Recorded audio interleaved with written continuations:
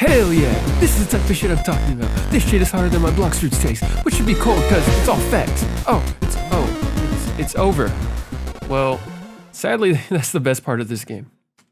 Before I start, I would like to say I apologize for any background noise. My mother is having people over. Anyways.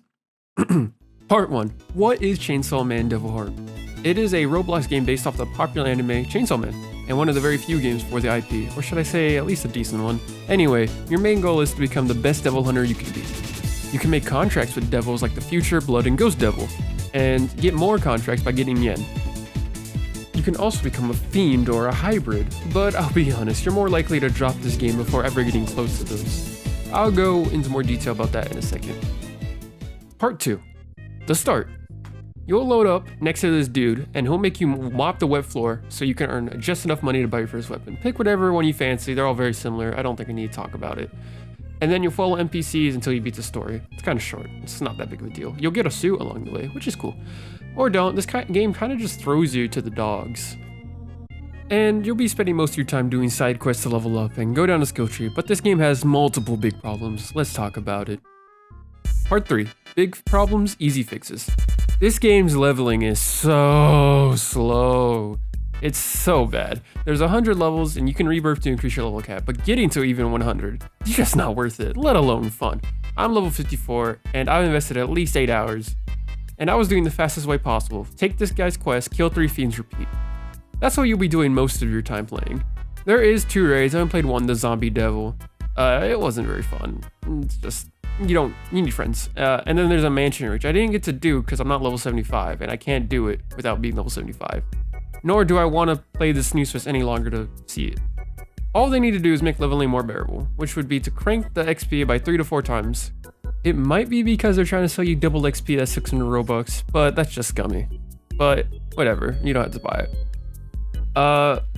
Also, while there is a pretty good amount of fiends to fight in both the first and second playable area, they're not too hard, but they are miles better in terms of AI and fun compared to, say, the block fruit's dumb AI.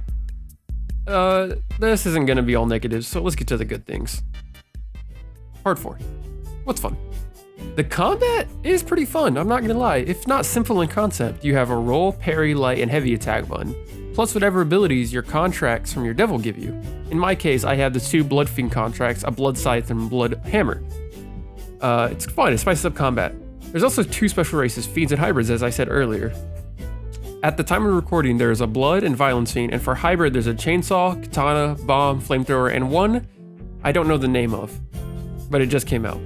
But you're more likely to never get to play with them because your likelihood of finding a Devil Heart, which is needed to become a hybrid, is super low without the overpriced game pass that's 2,000 Robux to find them as they spawn. And for the Fiend, you have to reach level 50 and get all 3 contracts from either the Blood or Violence Fiend respectively. And all the contracts are on a gacha system, which means you might never get the contracts you need to become either Fiend, which is a big problem. I'll go over how to fix that later. They're cool additions, and the main factor most people play is you're either going to have to invest a lot of time for the chance of a heart or getting all the contracts needed. Back to the fun stuff, because there is a 1v1 mode.